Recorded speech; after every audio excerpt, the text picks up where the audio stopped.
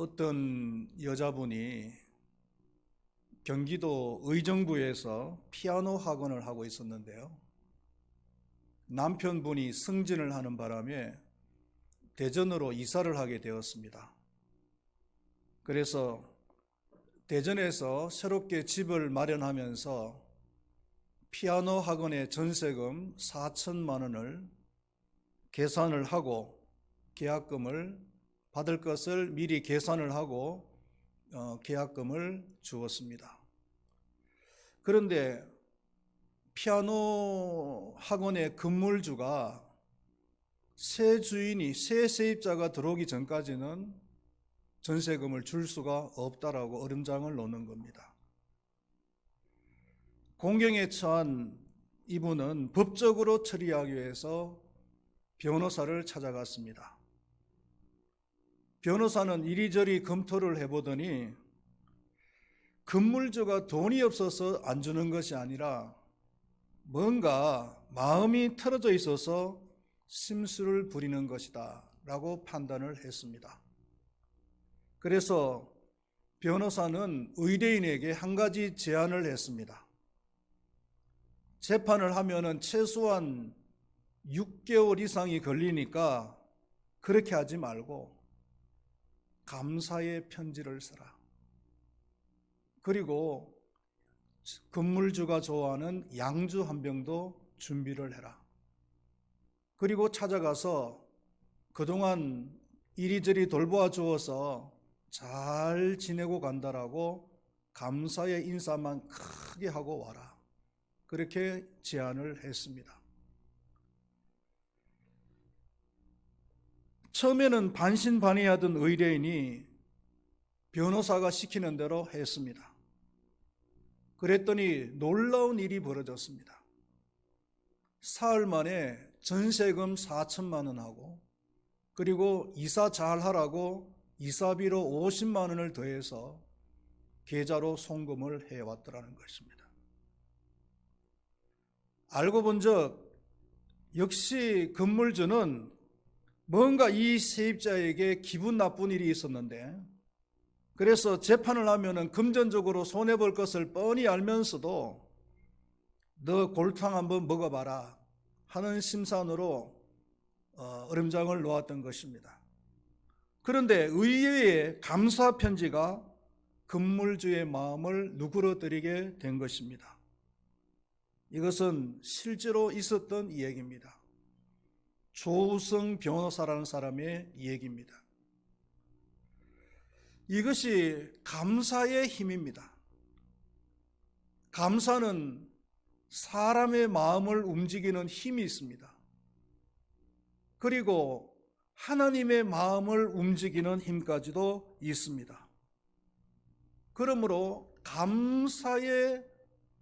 이 감사는 하나님의 능력, 하나님의 축복, 하나님의 기적을 경험하는 통로가 되는 것입니다. 시편 50편 23절 말씀에 보면은 감사로 제사를 드리는 자가 나를 영화롭게 하나니 그 행위를 옳게 하는 자에게 내가 하나님의 구원을 보이리라고 말씀을 하고 있습니다. 감사하는 자에게 내가 하나님의 구원을 보이겠다. 이 구원이라고 하는 말 속에 능력, 기적, 축복을 한번 대입을 해보십시오. 감사하는 자에게 내가 하나님의 능력을 보이겠다. 하나님의 기적을 보이겠다. 하나님의 축복을 보이겠다라는 말이 아니겠습니까? 시편 136편을 우리가 봉독을 했는데요. 이 시편 136편은 다윗이 기록했을 가능성이 많습니다. 다윗은 그의 인생을 돌아보면은 늘 평안하고 행복한 삶만 있었던 것은 아닙니다. 불우한 시절도 많이 보내었고 또 힘든 시간도 많이 보내었습니다. 그럼에도 불구하고 그의 시편을 보면은 감사가 넘치는 것을 볼 수가 있습니다. 그래서 하나님께서는 다윗에게 복을 주시고 이스라엘 역사상 가장 위대한 왕으로 세워주신 것입니다. 서구에서는 가장 많이 사용되어지는 단어가 감사합니다. 땡큐라는 말이잖아요. 서구의 부모들은 아이가 태어나면은 엄마, 아빠라고 하는 말을 가르치고 난 다음에 바로 땡큐라고 하는 말을 가르친다는 거예요.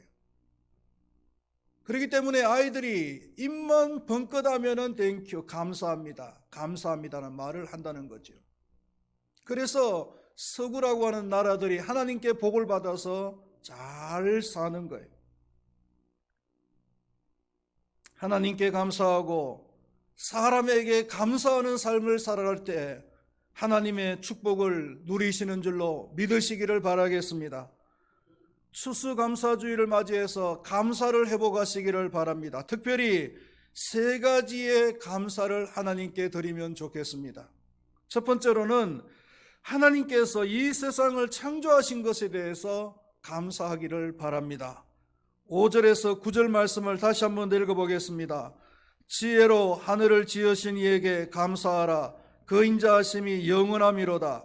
땅을 물 위에 펴신 이에게 감사하라. 그 인자하심이 영원함이로다. 큰 빛들을 지으신 이에게 감사하라. 그 인자하심이 영원함이로다. 해로 낮을 주관하게 하신 이에게 감사하라. 그 인자하심이 영원함이로다. 달과 별들로 밤을 주관하게 하신 이에게 감사하라. 그 인자하심이 영원함이로다. 하나님께서 이 세상을 만드신 것에 대해서 감사하라는 겁니다. 하나님께서 이 세상을 만드실 때 얼마나 선하고 아름답게 만드셨는지요. 아침에 뜨는 해를 보신 적이 있으시잖아요. 얼마나 아름답고 또 아름답기만 합니까? 장사같이 힘이 있어요. 그래서 아침에 해를 보면은 마음이 즐거울 뿐만 아니라 새로운 힘을 얻게 되는 거예요. 밤에 떠 있는 밤하늘의 별을 보면은 어떤 생각이 드십니까, 여러분? 별들이 서로 대화를 하는 것 같아요. 그래서 사람들이 그 밤하늘의 별들을 보면서 마음의 위로를 얻습니다. 외로움을 달래기도 합니다. 하나님이 만드신 자연 만물들을 보면서 사람들은 힐링을 하는 거예요. 힐링. 저는 강원도를 아주 좋아합니다. 지금의 생각은 제가 만약에 은퇴를 하고 나면은 강원도로 가서 살았으면 좋겠다라는 생각을 가지고 있어요. 강원도에 가면 아직도 자연 그대로의 현상들을 볼 수가 있잖아요. 우리 성도님들하고 강원도로 한 번씩 여행을 가는데 하루 종일 운전을 하고 나면은 우리 성도님들이 걱정이 되어서 목사님 많이 피곤하시죠. 그런데 이상하게도 갔다 오면 안 피곤해요. 오히려 더 힘을 얻어요. 힐링이 돼서 돌아오는 거예요.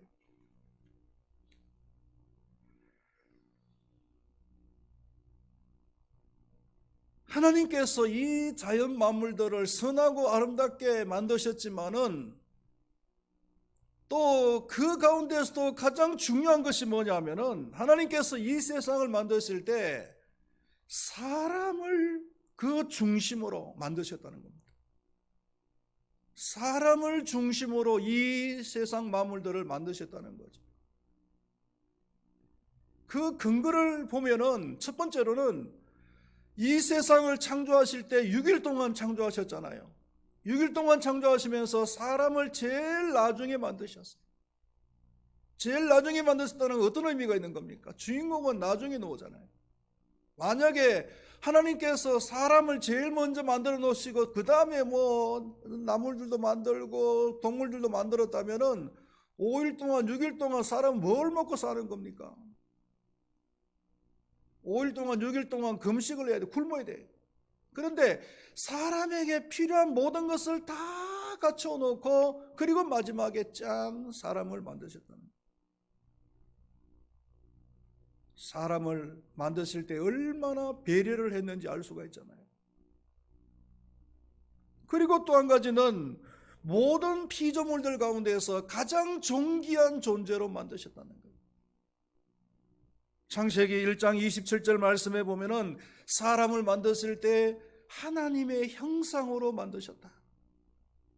하나님과 가장 닮은 존재로 만드셨다라고 했고, 또 창세기 2장 7절 말씀에 보면은 사람을 만드실 때는 영적 존재로 만드셨다. 영적 존재로 만드셨다는 것은 하나님, 영이신 하나님과 교제할 수 있는, 교통할 수 있는 유일한 존재로 만드셨다는 것. 그리고 또 한 가지는 만물을 다스리는 존재로 만드셨다는 겁니다. 창세기 1장 28절 말씀에 보면은 생육하고 번성하고 땅을 정복하고 땅에 움직이는 모든 생물을 다스리라. 하나님께서 만드신 모든 만물들을 다스릴 수 있는 권세를 우리 인간에게 주십니다. 사자나 호랑이 같은 그런 동물들은 자연 속에 있을 때는 그야말로 왕이지요. 밀림의 왕, 정글의 왕들이잖아요. 그런데 한번 사람에게 붙잡히고 나면은요, 어떻습니까? 사람에게 볼거리나 되고 주는 거나 먹는 그런 초라한 존재로 바뀌는 거예요.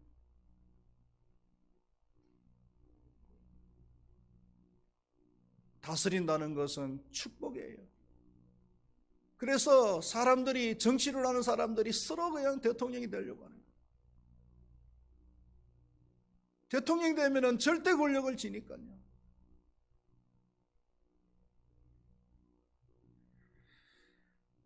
아마 우리 성도님들 가운데서도 반려견을 키우시는 분들이 많이 있을 텐데요. 저는 반려견을 안 키웁니다. 생각 자체도 없지만은 또 반려견을 키울 수 있는 여력도 없어요. 시간적인 여력도 없고. 그래서 반려견을 안 키우는데, 며칠 전에 밥을 먹다가 TV를 잠깐 틀어서 보는데 반려견에 대한 얘기가 나오더라고요. 그런데 굉장히 공감이 가는 얘기가 나왔어요. 그게 뭐냐면은 어떤 여인이 개를 키우는데, 개가 덩치가 좀 큰 개예요. 근데 그 개를 밖으로 데리고 나갈 수가 없다는 거예요. 왜냐하면 힘이 세가지고 밖으로 데리고 나가면은 막 이리 뛰고 저리 뛰고 하니까 이게 컨트롤이 안 된다는 거예요. 그래서 혹시나 사고를 치면 어떡하나 걱정이 돼가지고 개를 갖다가 밖으로 데리고 나갈 수가 없고 산보를 시킬 수가 없고 운동을 시킬 수가 없다는 거예요. 그 개 훈련 전문가인 강형욱이라고 하는 사람이 있잖아요. 그분이 뭐라고 진단을 하느냐 하면은, 개를 키울 때에 너무 친구처럼 키워서 그렇다는 거예요. 그래서 개가 평소에 하자고 하는 대로 그냥 다 놔두니까 그냥 밖에 나가서도 자기 마음대로 이리 뛰고 저리 뛰고 한다는 거죠. 그래서 키울 때에 평소에 말을 안 들으면은 개 줄을 갖다가 세게 팍팍 당겨주라는 겁니다.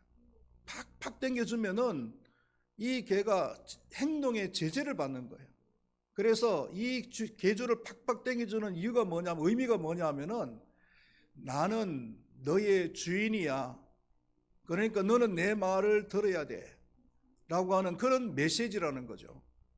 그래서 그렇게 훈련을 몇 번 시켜봤더니, 그리고 밖으로 데리고 나갔더니 말을 듣는 거예요.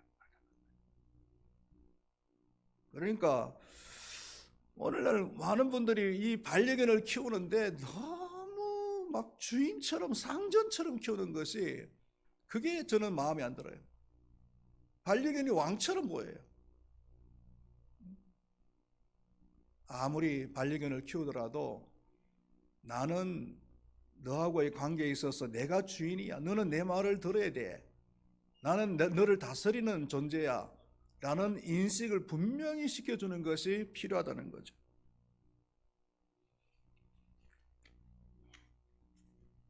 사람은 만물을 다스리는 존재라는 것을 절대로 잊어서는 안 됩니다. 만약에 이 사실을 잊어버리면은 이 세상은 많은 혼란이 온다는 사실을 알아야 됩니다. 세상을 만드신 하나님께 감사하되, 특별히 사람을 가장 존귀한 존재로 만드신 하나님께 감사하기를 축원드리겠습니다. 두 번째로는 나를 구원하신 하나님께 감사를 하시기를 바랍니다. 10절에서 24절까지의 내용인데 10절에서 12절까지 말씀을 읽어보겠습니다. 애굽의 장자를 치신 이에게 감사하라. 그 인자하심이 영원함이로다. 이스라엘을 그들 중에 인도하여 내신 이에게 감사하라. 그 인자하심이 영원함이로다. 강한 손과 표심팔로 인도하여 내신 이에게 감사하라. 그 인자하심이 영원함이로다. 하나님께서 애굽의 장자를 치신 이유가 뭡니까? 이스라엘 백성들을 구원하시기 위해서 애굽의 장자를 치신 거잖아요. 이 과거에 그 옛날 이스라엘을 구원하신다는 의미는 오늘날 우리들을 구원하신다고 하는 의미와 하나의 상징이죠. 하나의 모형입니다. 오늘 이 자리에 앉아 계신 우리 모든 성도님들은 하나님께 구원받은 백성들인 줄로 믿습니다. 하나님 앞에 감사하기를 바랍니다. 구원받은 자에게는 크게 두 가지의 특권이 있어요. 물론 많은 특권이 있겠지만 강조하고 싶은 것은 두 가지인데, 하나는 뭐냐면은 하나님을 아버지라고 부를 수 있는 특권이에요. 이것은 구원받지 못한 사람들이 절대로 누릴 수 없는 특권입니다. 로마서 8장 15절 하반절에 보니까 양자의 영을 받았으므로 우리가 아빠 아버지라고 부르짖느니라, 이렇게 말씀을 하고 있습니다. 저는 비교적 어린 나이에 저희 아버지가 돌아가셨어요. 그래서 아버지라고 하는 존재에 대해서 잘 모릅니다. 비교적 혼자의 힘으로 살아온 사람입니다. 그런데 살아오면서 힘들고 어려울 때는 때로는 아버지라고 부를 수 있는 그런 존재가 좀 필요하구나라고 느낄 때도 참 많이 있었습니다. 이럴 때는 좀 아버지께서 나를 도와주시고 나에게 힘을 주시면 좋겠다라고 하는 생각이 들 때가 여러 번 있었습니다. 구원을 받으면 우리가 힘들고 어려울 때에 하나님을 아버지라고 부를 수가 있습니다. 할렐루야. 이거는 최고의 기도의 응답이에요. 최고의 기도입니다. 여러분, 우리가 기도하는데 여러 가지 미사여구를 써가지고 기도해야 기도를 잘한다라고 생각하는지 모르겠습니다만은 그렇지 않습니다. 정말 하나님 앞에 마음을 담아서 하나님 아버지, 하나님 아버지, 하나님 아버지라고만 불러도 하나님께서는 우리의 모든 쓸 것을 다 하시고 우리의 모든 필요를 채워주시는 그런 하나님이신 줄로 믿습니다. 최고의 아버지신 줄로 믿습니다. 구원받은 자에게 주어진 특권이란 말이에요. 그리고 또 한 가지는 뭐냐면은 하나님의 상속자가 된다는 겁니다. 하나님 나라의 상속자가 된다는 얘기예요. 로마서 8장 16절 말씀해 보면은 자녀이면은 또한 상속자, 곧 하나님의 상속자여라고 말씀을 하고 있습니다. 우리가 구원을 받으면은 지옥에 가지 않고 천국에 가는 것은 말할 것도 없습니다. 뿐만 아니라 하나님의 나라에, 그 좋은 하나님의 나라의 상속자가 된다는 거예요. 하나님의 나라가 얼마나 좋은 것입니까? 그 길은 황금길로 되어 있습니다. 그리고 12문은 진주로 되어 있습니다. 그 가운데는 생명수 강이 흐릅니다. 사시사철 생명나무들이 열매를 맺습니다. 그 열매를 우리는 언제든지 따먹으면서 행복하게 살아갈 수 있는, 염려 걱정 눈물 없이 살아갈 수 있는 곳이 바로 하나님의 나라입니다. 그 하나님의 나라를 구원받은 우리들이 상속받을 수가 있다는 거예요. 여러분, 우리가 구원받았다는 것이 얼마나 좋은 일인지 하나님 앞에 구원받은 것에 대해서 감사할 수 있기를 축원드리겠습니다. 그리고 세 번째로는 육신적인 필요를 채워주신 것에 대해서 감사를 하시기를 바랍니다. 25절 말씀을 우리 한번 다 같이 읽어보겠습니다. 모든 육체에게 먹을 것을 주신 이에게 감사하라. 그 인자하심이 영원하미로다. 육체에게 먹을 것을 주신 이에게. 저는 고등학교 1학년 때 아버님이 돌아가셨어요. 재산을 많이 남겨놓고 돌아가신 것도 아니고요. 그러나 고등학교 때까지는 저희 가족의 도움을 받아서 고등학교를 졸업했습니다. 그리고 고등학교를 졸업한 이후로는 저희 부모님들에게, 가족들에게 도움을 받아본 적이 없어요. 저희 어머님이 가끔 가다가 용돈이 있으시면은 용돈을 모으셔가지고 등록금 단무지 대주시긴 하셨지만, 그럼에도 불구하고 대학교를 졸업하고 대학원을 2군데나 다니고 아니죠. 교인 한 명 제대로 없는 시골 교회 가서 4년 동안을 목회하면서요. 아는 사람도 한 사람 없고 교인도 한 사람 없는 그런 시골에 들어가서 4년 동안 목회를 하는데, 어디 가서 한번 도와달라고 말한 적도 없어요. 저는 그 시골 교회 들어가면서도 절대로 어디 가서 어려우니까 도와달라고 하는 말을 하지 않겠다라고 작정을 하고 들어갔거든요.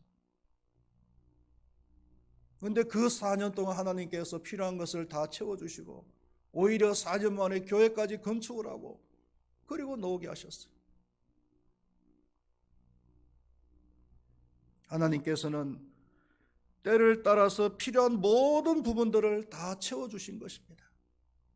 할렐루야. 빌립보서 4장 18절 말씀에 너희 하나님이 그리스도 예수 안에서 영광 가운데 그 풍성한 대로 너희 모든 쓸 것을 채우시리라고 약속을 하셨습니다. 이 빌립보서 4장 18절 말씀을 통해서 주목을 해야 될 것이 뭐냐면은 너희 모든 쓸 것을 다 채워주신다. 하나님께서는 사랑하시는 그의 모든 자녀들에게 필요한 모든 것을 채워주신 분이십니다. 주셨고 또한 앞으로도 채워주실 분이신 줄로 믿으시기를 바라겠습니다. 여기서 이 쓸 것이라고 했을 때는 필요한 것을 말하는 거예요. 니즈를 말합니다. 그러나 사람들은요, 하나님을 통해서 우리의 필요한 것만 채우려고 하는 것이 아니라 욕심까지도 채우려고 하는 거예요. 니즈가 아니고 desires까지. 자신의 욕심까지 다 채우려고 하니까 그 욕심이 안 채워지는 거죠. 그러니까 하나님께 감사할 수가 없는 거죠. 하나님께서는 우리들에게 필요를 채워주신다고 했지 절대로 욕심을 채워주신다라고 말씀하신 적은 없어요. 그래서 우리가 욕심만 내려놓는다면은 얼마든지 하나님 앞에 감사하는 삶을 살아갈 수가 있다. 하나님은 우리의 욕심을 채워주시는 분이 아니고 우리의 필요를 채워주시는 분이신데 그것도 풍성하게 채워주시는 분이시다. 할렐루야. 여러분 집에 가셔가지고 냉장고 문을 한번 열어보시기를 바랍니다. 냉장고 문을 한번 열어보시오. 요즘은 냉장고도 하나가 아니고 집집마다 2개, 3개 냉장고 있는 분들이 많으시잖아요. 그 2개, 3개가 있는데도 불구하고 열어보면 냉장고가 가득가득 차 있어요. 통계에 의하면은 냉장고가 있고 냉장고 안에 음식이 가득 차 있으면은요, 전 세계에서 상위 3% 안에 들어가는 부자예요.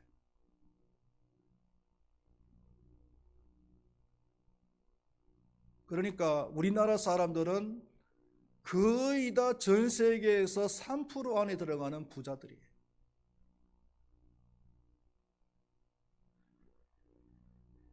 동남아 지역에 가면은요, 물론 도시에 사는 사람들은 냉장고가 있을 수가 있습니다만은 도시에서 조금만 벗어나면은 냉장고가 어디 있습니까?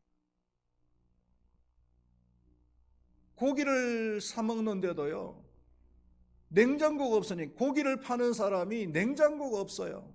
그러니까 고기를 잡아와가지고 그냥 상온에다가 그냥 펼쳐놓고 파는 거예요.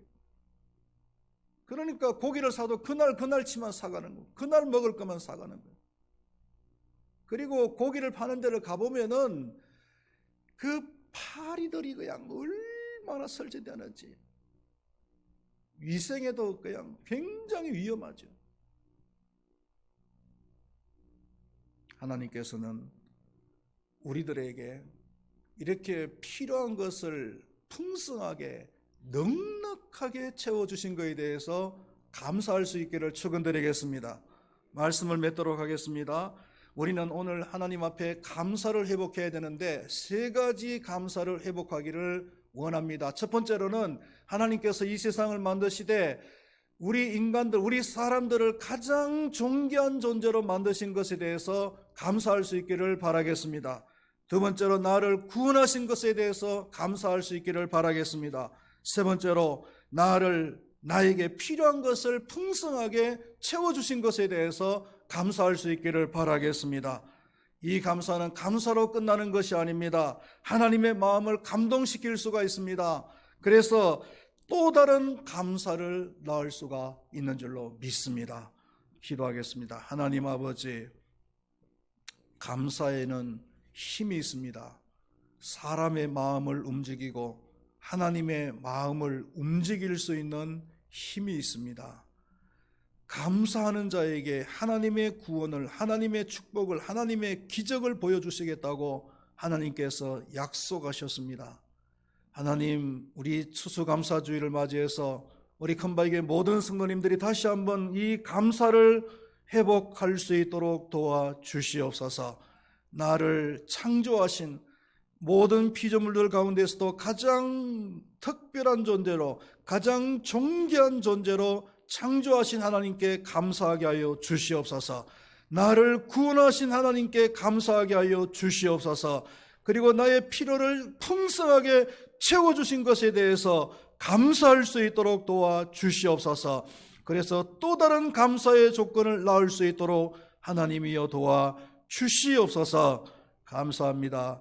예수님의 이름으로 기도드리옵나이다. 아멘.